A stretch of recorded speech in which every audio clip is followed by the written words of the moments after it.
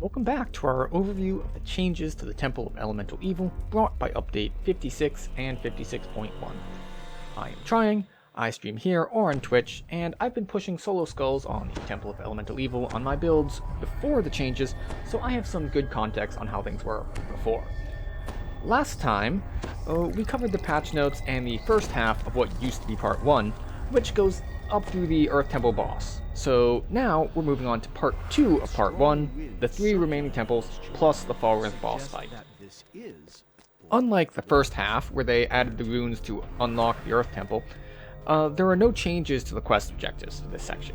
You get the keys from the fire, air, and water temples, then you fight the boss. There are some difficulty changes getting the keys though, and for reference, from here on out, all the health numbers that we'll be using were taken on Reaper level 5. So, starting with the Air Temple, Kelno's easier. He doesn't hit as hard, and his health was nerfed from 241,000 in Update 55 and earlier to 168,000 in 56.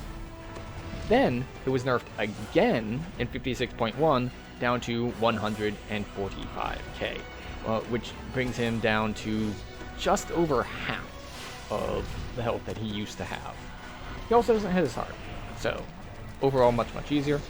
For the Water Temple, the Living Pool was nerfed in 56, but we were still trapped in a tiny room with it, and the Engulf was still a massive pain, so still just E-doored out. But 56.1 brought a nerf that removes that force field trapping you in the tiny room, so you can now kite it back and forth much more easily. As a slight convenience and difficulty tweak, there are now shrines available in both the Water Temple and the Fire Temple main rooms. Of course, if you don't want to fight the Greastro or the Living Pool, you can just D-door away. If you don't have D-door on your build, grab this handy level 11 higher and have him do it for you. It doesn't work on the Fire Temple though, so just use the strongest superpower, money. There are also some map changes on our way down to the boss. The barriers got moved earlier, so they are now at the top of this ramp before you go down to level 3. They used to be directly in front of the boss room, but now that they're here, you run into them earlier, which means that if you did miss a key, you no longer have to run all the way down and then backtrack all the way back. So it's a nice, we'll say, convenience and quality of life change that doesn't really affect difficulty at all, but it is there. So there is also no more Shroom Room. This room here used to be full of mushrooms, and it was an introduction to the basic mushroom mechanics for Zagathmoy. But that's like 6 quests from now, so they have moved that introductory place where you have to go through a section of mushrooms before you go fight Zagathmoy, into the Zagathmoy quest, which is the very last in the chain, and this is now just a normal room that has up to 2 packs spawning in it. And now, the most interesting part.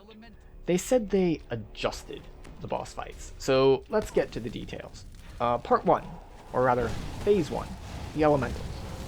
They still have the same mechanic, where they can't be damaged within their own elemental quadrant, but they've changed in a few ways. They are now orange named instead of red, and can therefore be crowd controlled, or at the very least, the Earth Elemental can. Sadly, the new orange named ones are not tagged correctly in the monster manual as of 56.1, so I cannot see their health in order to give you a comparison on that. But, which brings us to Phase 2, Kretch. Now, as before, Kretch will spawn after you kill 2 of the 4 elementals. Like the elementals, he used to be red named, but is now orange named. He has, however, in every single run, been a champion, so that makes for some interesting RNG if you get one of the trickier ones. He also has much lower health, having had 185,000 before and only 71,000 now. So somewhere between half and a third of his former health, which means at least on one run I killed him before I finished off all the elementals just with AoE not targeting him. He is a non-factor now, as long as you don't get webbed. But that brings us to the final phase, Fallrith himself. Now, Despite having slightly more health now, he went up from 107k to 122k, he is still the easiest part of the fight. If you get to Farinth, then you're pretty much just in easy mode, taking your victory lap. Especially with Kretch's lower health, you no longer will have to fight both of them at the same time, or if you do, not long at all, as Kretch just kind of melts along with the elementals. So yeah, that brings us to the end of the quest. There are no more differences between the boss fight and the end. You go into the back, you collect the items, you door out, and you finish up. So overall, much like the first half of part 1, it's gotten significantly easier despite the base level increasing by 4 levels. It still has a few tricks, but it's no longer more difficult than other content on the same level.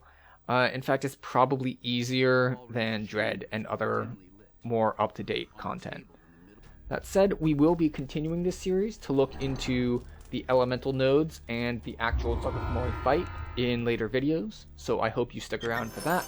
If you simply cannot wait to get my opinions on those, you can check me out on Twitch or streaming here, and I hope to see you there.